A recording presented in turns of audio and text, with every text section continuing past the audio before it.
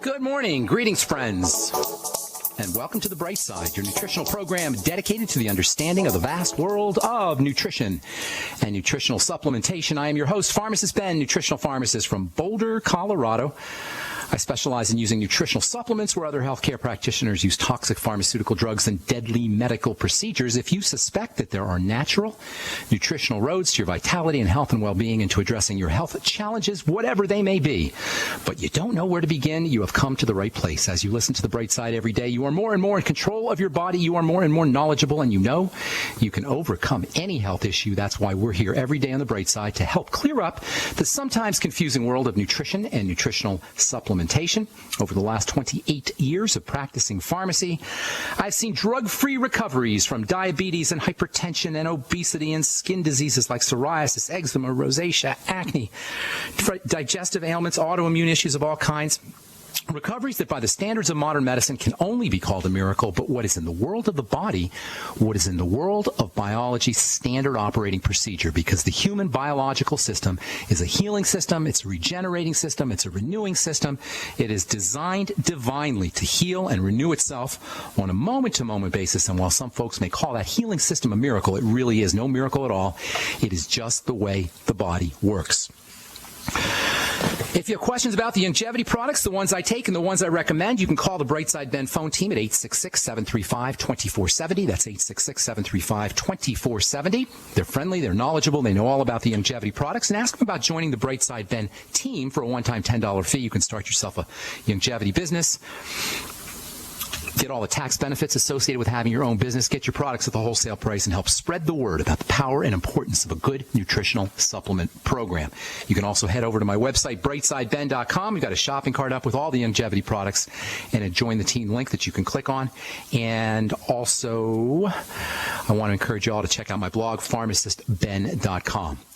Okay, thanks for joining us today. I'm very excited. I'm going to get to talk to one of my all-time favorite authors. I've been reading this gal's work now for going on 6 or 7 years. We've had numerous conversations on the phone, and I've purchased multiple webinars and just got all kinds of stuff on YouTube, all kinds of really, really interesting, and I don't even want to say alternative, it's mega alternative information. And she's a mega alternative lady, and she's just a fun person to talk to and a wealth of interesting, unusual information when it comes to how the body works and health in general. Please welcome to the Bright Side, Sonia Barrett, author of Health, an Inside Job. Hi, Sonia. Good morning. Hello there. Greetings. How long have you and I been talking to each other on the phone? Gosh, 6 or 7 years? It's got to be. It's got to be. Well, yeah, it's been a while. I've been 6 years. I've been enjoying watching how your work has been evolving. And when I first started reading your book, I first got introduced to your work with the Holographic Canvas, wonderful book, and I got so excited when I read that, and then I called you up, and then we started, I think you were on an old radio program of mine, and then I kind of watched how your work evolved until sort of culminated with this latest book, Health, an Inside Job, which is really about the health of the body and the business of disease. And when I first got your emails on that, I was like, gosh, this is like right up our alley. This is what we talk about every day on The Bright Side. So why don't you tell our listeners a little bit about yourself, how you got involved. Tell us a little bit about our listeners about the unusual aspects of your perspective, and then how you got into this whole idea of exploring health as a business and health really as health as it's a business and health as it's really an inside job. Well, let's see. How did I get into exploring all of this? Well, as I was saying to you before we got on air, I have been practicing, just living, naturally or alternatively for many, many, many years. I raised my children that way, and I haven't been to a doctor since like 1984 83 when I gave birth. Wow. Son. No annual pelvics and annual mammograms and any of that stuff? I don't do any of that. My concept is that I believe that our body is extremely intelligent and that it speaks to us. And I think we just have to learn how to listen. It's an amazingly designed, and I'm going to use the word technology, an incredible technology. And I think that we are definitely programmed to look outside of ourselves. So, and it's not that I haven't had little health issues that have come up, but what I've done is I have allowed myself to research, what could I possibly do to change a situation? What could work for me? What is it my body is missing? What is it asking for? Those are the things that I've done over the years, and certainly it seems like it would be a lot of work. But I think as we educate ourselves and we begin to understand more, it becomes just a way of life. And so that's how I really have gotten into all of this. What prompted me to do the film for me, it was the overdose of marketing of cancer, breast cancer. And some people may get a little offended or feel like you're trivializing, but it's not at all that. It was just a recognition that, the symbols were everywhere, and everywhere you go, it's either breast cancer month, in October. Race for the Cure, sponsored by KFC, sponsored by Kentucky Fried Chicken, right? Yeah, exactly, and it is a run for the cure, and it becomes such a fad in a way, where some people, they do like going and doing the run for a cure. You feel like you're participating in something. But I think everything gets so trendy. Even an illness can become trendy. And I think people are so conditioned to be sick. That was my conclusion. We're so conditioned to believe that it is natural to always, to get sick or to have certain illnesses. So I felt like illness was really marketed to us more than anything else. Wow. And so I thought, I want to put something together that's going to be different. It's not just going to be about speaking about the big pharma, because we love to hear about all the things that are going wrong. We love to hear about, either, what's being done to us or we just love to hear that part of it. It's titillating. There's a prurient interest associated with it. Yeah. It's like riding a roller coaster, going to Magic Mountain or something, and because we are programmed for fear.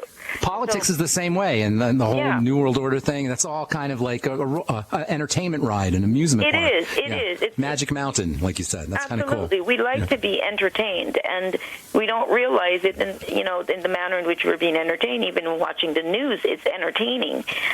Even the way they announce, something tragic, they get the music. How about the music in the background? It always cracks me up, right? It's all a show, right. And the voice, and we were the first to bring you, whatever tragedy it is, and it is a show. And so I looked at all of that, and I looked at all the pink stuff and the pink Barbie and the pink toilet paper, and the NFL store with all the pink stuff. Yeah. And I thought, okay, I'm over this. And so I decided to put this movie together, and I wanted it to be different. It is called The Business of Disease, but it's not just about big pharma. It's the whole process, how it's marketed to you, how your brain works, how you respond, how your emotions impact your health, which is something that is not really talked about by Western medicine. Now they're talking about stress a little bit just because I think they're forced to. And so I looked at it and I thought, okay, let's put together a book, a chapter written by pretty much everybody in the film, and I realized, what? It isn't. Health is really it's an inside job, meaning that the cure is truly in the body, and we have T-shirts, by the way, that does say the cure is in the body, not in the business. But the cure is in the body. That's the inside job, meaning you got to work from the inside out. Yeah. It's emotionally, physically, all of that. But on the outside, it's a business. Hang tight. We got to take a break, Sonia. I want to talk about this whole link between emotions and disease, and what exactly disease really is. You have an interesting take on what disease is. I'm Pharmacist Ben. We're talking to Sonia Barrett about her book, Health and Inside Job, or movie too, Health and Inside Job. We're going to take a break and come back with more good health information and continue talking to Sonia Barrett right after this. Don't go away. Welcome back to the bright side. I am Pharmacist Ben. We're here Monday through Friday, 8 to 9 Pacific and 10 to 11 Central Time, and 24/7 on our archive page at brightsideben.com. We're talking to Sonia Barrett about her book and also her movie, Health and Inside Job. And I apologize, Sonia. I completely forgot that the book is actually based on a movie. When is the movie coming out? What are we in? We're in July. We had hoped the end of the month.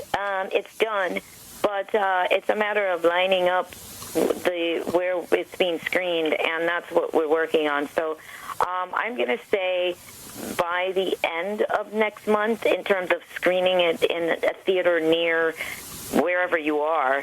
That's what we're working on. And it'll be in regular theaters kind of thing? People will see it? Yeah. Oh, nice. Yeah, very nice. So I let you know, but that's kind of what's holding it up right now, and it's just working on that, which we do have it in place, but the list of theaters will be on the website. So hopefully in the next 2 or 3 weeks, the list of theaters in the different cities it will be there.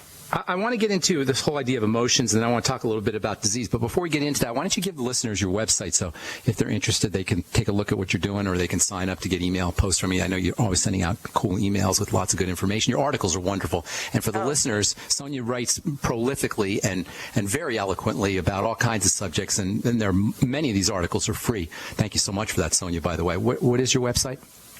Well, there are two sites. The site for the film is thebusinessofdisease.com. So if anybody wants to order the book or to keep track of the film or to watch the trailer, just go to thebusinessofdisease.com.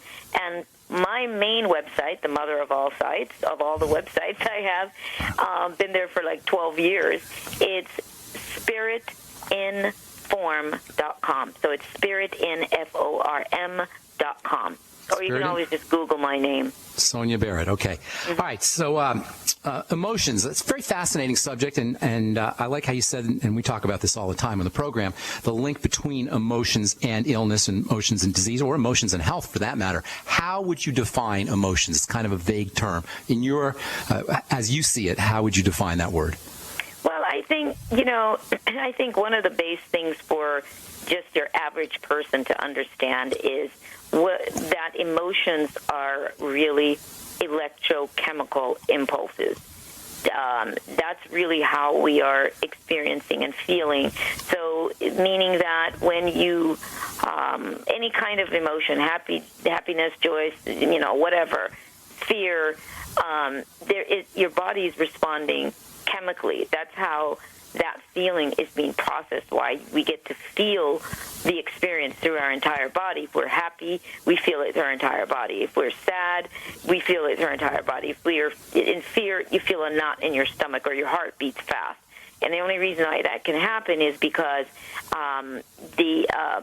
it's the processing that happens chemically through the body. So thoughts, for example, is said to levitate above the head, and it's like something we can't describe. But thought is obviously energy. It's not a form per se, but it becomes sort of solidified when it moves through the ventricles in the brain, right through to the spinal fluid. It goes into the bloodstream. It goes throughout the body. That's these are thoughts. These are thoughts you're talking about. Right. Thoughts, which then get expressed as emotions, because you have a thought, and you have an emotional response. Everything you do, there's a thought involved. Your emotions, there's a thought involved. So it's moving through the spinal fluid and through the entire body, and that's why. And it's bathing the cells. Because remember now, the spinal fluid it bathes the cells to begin with. So if your thoughts are being processed that way, and if you realize that your emotions are electrochemical impulses, then it would only make sense then that all of your cells and everything is going to be impacted by your thoughts. That's the only way your body could react. And so if you are stressed, if you are in fear, if you are unhappy, whatever it is that we are experiencing, our body is going to respond. And sometimes it's challenged when it's going through a lot of, what should we say, challenging emotions, and then our diet is also challenging. So now you're asking the body to process the food that's already not in alignment with the body, and then it's trying to deal with your emotions. So you get the body that's doing overtime for both, and eventually a part of you, the weaker parts of our body, begin to break down because the body can only do so much in trying to compensate and keep the whole being alive. That's the responsibility of the body, is to keep itself alive by whatever means necessary. So when it's overdoing, overworked, you see results of illness, some sort of illness. You'll even catch a cold from being stressed. Your immune system is impacted. So I think that on that basic level, I think that anybody can. You don't have to be a rocket scientist to hear what I'm saying, that it makes sense as to why your whole body would respond in a diseased way, which is disease, as you know, is disease.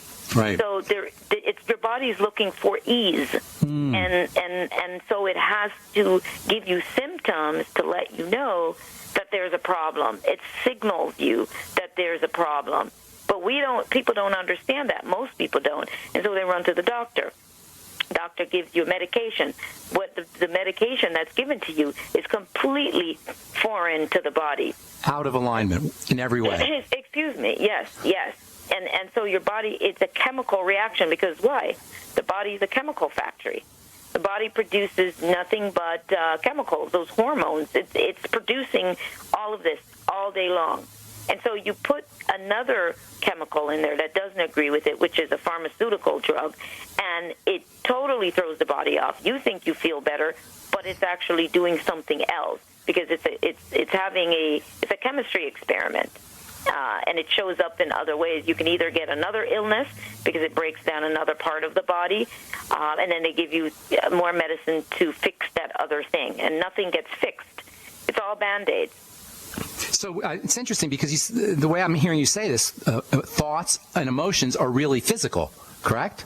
Yeah, basically they are. Yeah, at first they start out as, I guess some sort of energy substance, and then eventually, yes, then they work their way throughout your body, and it does become physical. So because how can now you're responding to it? So of course it makes sense that dis-ease, or ease for that matter, would automatically result from emotions and thoughts, correct? Absolutely. Automatically. Our belief systems, absolutely. Our belief systems play a huge role in it as well, because you're making choices and managing your life based on beliefs that you have.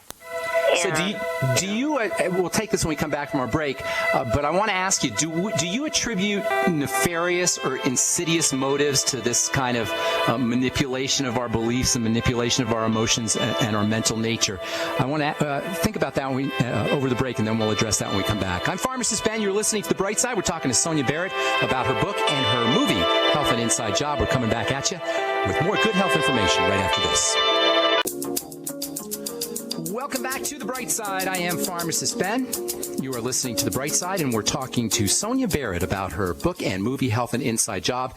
Sonia, before we went to break, I wanted you to think about this question and answer it. In terms of all of your work, you're always talking about the nature of the game, or reality is the game. And in fact, you actually asked the question in your book, Journey of Possibilities, who controls the game? Do you attribute nefarious or insidious kinds of forces to this manipulation of emotions and mind and the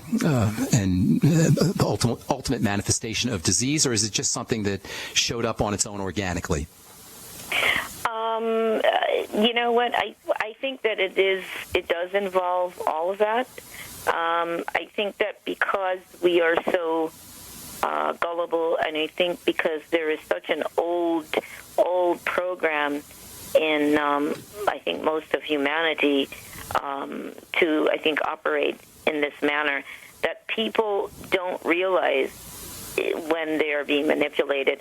And and there is a level there of manipulation. Manipulation is it's sort of difficult to pin it down in a sense, because you have people like Bruce Lipton and Dr. Ernest Rossi that dig into it a little bit further, and I think Dr. Rapai as well, in a sense of how we're being manipulated in marketing. And what the conclusion is that they actually sell to your subconscious mind, not to the conscious mind. And the reason why they're able to do that is because they feel that deep down all they're doing is giving to us what we want. And the question is, what is it that we really want? And so because of the old programming for fear and all of that, in one way, they are giving us what we want. But there's an original programming there. So you have to look at that, belief systems, all of that. And so your subconscious mind is wanting, these things to sort of take care of that fix that we have. We have a fix for excitement, for fear, for all of those things, as I mentioned. But the conscious mind may go, well, I don't want that. But deep, but deep down, our lives are run from the subconscious level, and marketing companies know that. And so that's why they appeal to that part of us. Does that make sense? Do you think disease gives our life a sort of meaning in a perverted way? I'm sorry, does disease do Does what? disease give our life meaning in a kind of perverted, twisted way? Yeah, well, the film even kind of makes that reference as well, with Dr. Rapai, with the statement that he makes is talking about our identity, that we need an identity, and you get to identify. I am a diabetic. I exactly. am, I am a cancer survivor. I am, yeah. That's what the film talks about, and he does mention that, and especially in America, because each place is a little bit different. But in America, as he mentioned, there's a strong identity thing here. What are you identifying with?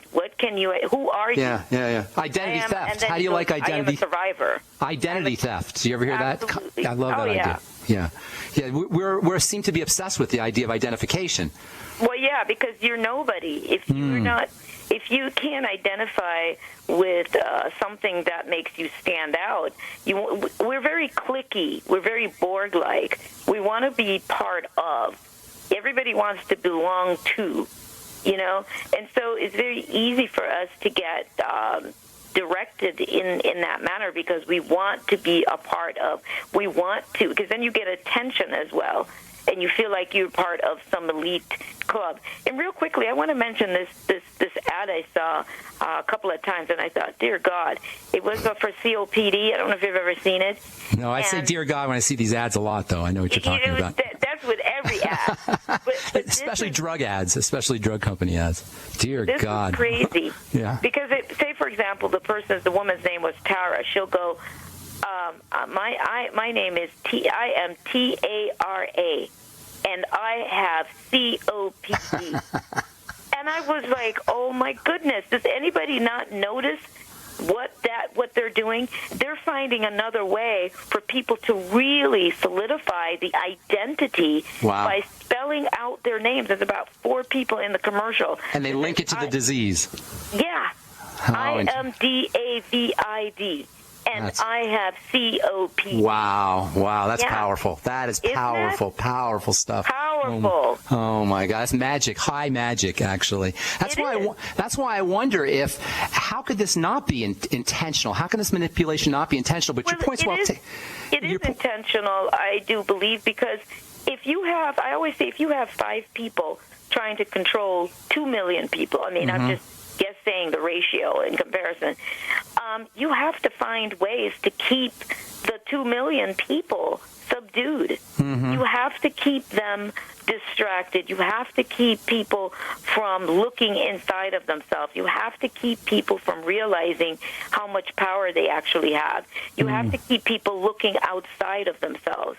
And this is how this system is set up. People are constantly looking outside of themselves. That's why we don't trust ourselves, that we know what's good for us.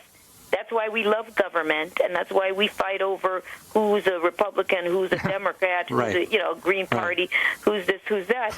And it is just all completely distracting because you're hoping that government, you expect government and everybody else outside of you to be responsible for you and to have your best interest at heart. How much of this need for identification and this idea of going outside ourselves that you talk about, how much of it is connected to our disconnection from our divine nature or our disconnection from God? Do you think that's what it's really about? Very largely, because that's also sold to us.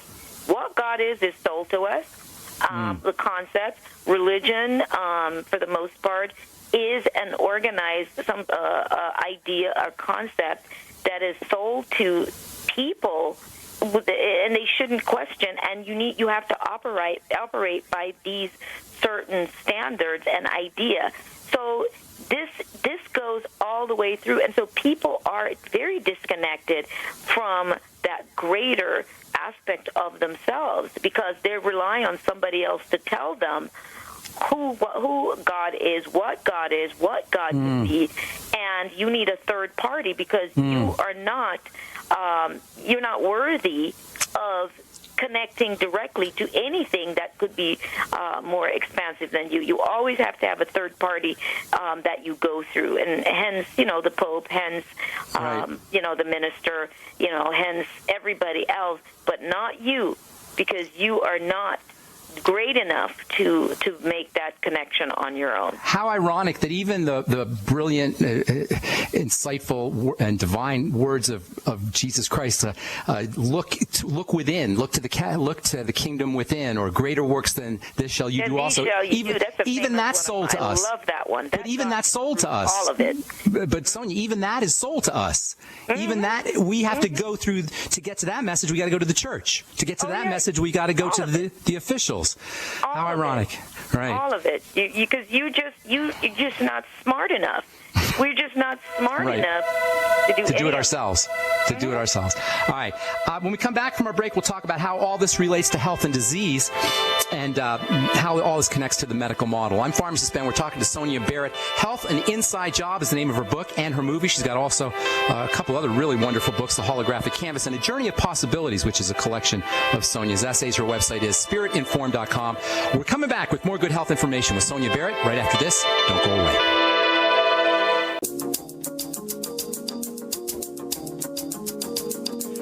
Welcome back to The Bright Side. Got one more segment with Sonia Barrett, author of Health and Inside Job, and as well as a producer, I suppose, of the film Health and Inside Job, and the book The Holographic Canvas as well. So, Sonia, we talked about emotions, we talked about the mental nature, we talked about the medical model. How is it that, in your opinion, we can, or if we should, interface at all with the medical model, with doctors, with drugs, with insurance companies, etc.? I think that everything has its place, and I think there are certainly situations where they play their role. But I think what's happened is it's gotten out of control, where people are using those systems as the most prominent way of taking care of themselves. We go to the doctor for a checkup every year, and of course, I am never telling anybody not to go and get a checkup. I'm definitely not advocating that. But for me, my thing is, what am I looking for? What am I checking for? Am I expecting to find something? But see, for me, I expect to find nothing. So I'm not going to check for anything. But that's just me. And part of why I'm able to do that is because I am responding to my body's call every time it shows me something. I am responding. I'm taking care of it. And I'm not waiting for the doctor to be the one to tell me about what my body is doing. The doctor does not know my body. He does not. No doctor knows your body like you do. And so I think that we have to recognize what the role is that those mediums play in our lives, how much we depend on it in terms of our children and our families. Insurance, I think that is the craziest thing, in my opinion. It is just the craziest thing. You have people who are very healthy, they're fine, but everybody's so spazzed out about making sure that they have health insurance. Mm-hmm. That is one of the biggest programs that's been embedded in us, because the idea of insurance is just in case. That's what insurance means, just in case something happens.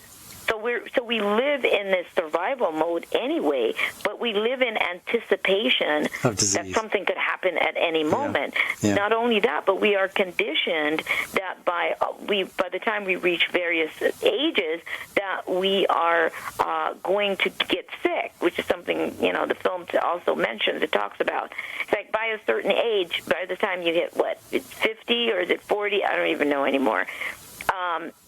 So you're told if you're between the age of 40 and, 80, now you're sold a certain kind of insurance. You're sold life insurance. Everything that sets us up, sets our minds up, sets the subconscious mind up, sets our belief structure up, our perception up. It's a setup to automatically buy in, and I use the term buy in because we don't think of it like the stock market, but we buy into things, into belief systems with our what? Yeah. Emotions, and emotions are what? It's our energy. So we are purchasing these concepts sold to us through our life force. That's ultimately what it is. Your life force is invested no differently than when you work for somebody. You are paid, you're compensated for your life force, for your output, for the energy that is used to make your hands move, to put those pieces together. It's the mechanical energy. It's the energy that you put out that we're actually paid for. If it's brain power, if you were hired because, whatever your brain to design, a lot of that is coming from the brain work that you're using. But either way, it's your energy, just like a power plant. What the heck wants our energy? For your energy. What the heck wants our energy so much? Pardon me? What is it that wants our energy so badly? Well, for the resources, for various things. Fear is also puts out a great amount of energy, which is why you get so many, you have all this feeding of fearful stuff with the news, and you get on Yahoo or Google, and there's always something in the headlines to scare you. Now you get a mass amount of people vibrating on that same level. That's a lot of fear being put out, and that is a lot of energy. Now I feel that it's possible that some of that energetic resources is being harnessed, just like they're trying to figure out how to heat buildings with human body heat. So I think we're going to find out more, see more of that. We're going to understand more about how our energy is really being used, and that we are supplying the energy for everything, for our reality, for how we see reality. Our whole world is held together by the energy output, no differently than the windmills that are spinning for electricity, or the power that when we plug the cord into the outlet and the energy comes out of that. We are power plants. Wow. Now, I've got so much I want to talk about here. We only have a couple more minutes. Where does food fit into this whole equation? Well, again, as I mentioned in the very beginning, that's such chaos and confusion too. I'm kind of so annoyed with that as well, because when we are being told, about our health and about how important it is to eat well, then that gets used against people too. So now you have companies that are BSing and selling you products that they're saying are organic and are great, and they're not. Everybody's jumping on the bandwagon. Walmart at one point wanted to be the biggest organic sellers, and come on now. Walmart, and they buy up all these other companies that were originally authentic and good companies selling great products. So our food is really measured based on the frequency of our food, meaning the level of frequency or vibration of the food, how much life force is in our food. And so we need to understand when we're eating foods that are really dead and foods that are more alive. That's the difference.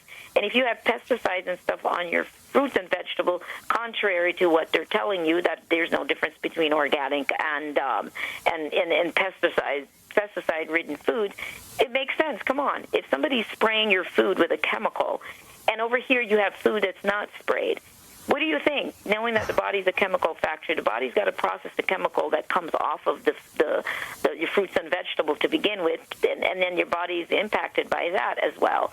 So if you are in a depressed state, sad state, struggling, surviving, all of those things, whatever the low-grade emotional state is, again, your body has to try to process the dead food along with trying to keep you alive because you're feeling down, and you feel how you feel when you're depressed and when you're sad, how the body just it wants to go sit in a corner.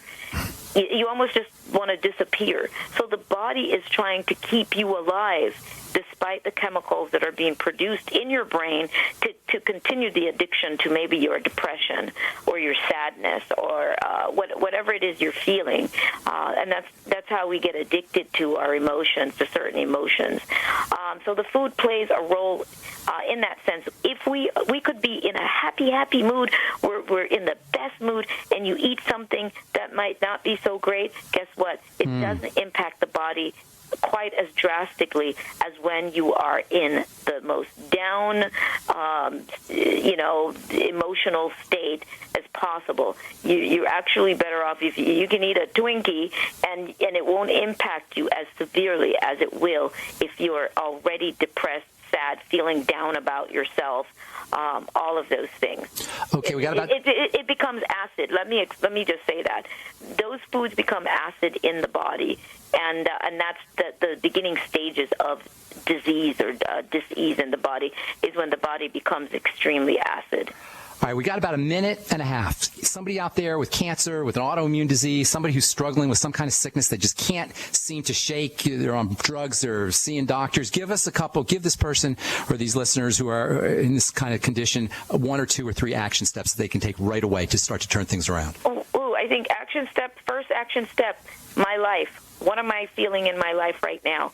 When did this begin? What was I going through when this started? Go ahead and face your childhood, all the things that you bottled up. Is there a lot of skeletons in your closet? Get rid of the skeletons. Stop hanging on to secrets. You don't have to go and tell everybody everything, but free yourself. A lot of times that's what's happening. Your body wants you to free your mind and yourself. So I say that's the first thing. If you're in an unhappy relationship, get out of it because that will choke you. Sonia, we're just flat out of time, Sonia. Thank you so much. That was awesome. I hope we'll have you back again. If that's okay, I'd love to have you on the bright side one more time to kind of finish up and wrap up some loose ends that didn't get wrapped up. Thank you so much, Sonia. Her book is Health and Inside Job. The website is Spirit Informed, and that was Sonia Barrett. I'm Pharmacist Ben. Tomorrow we'll continue talking about arginine and the liver and detoxification. Thanks so much for listening, folks. Have yourselves a wonderful, awesome, beautiful day. We'll talk to y'all later. Bye for now.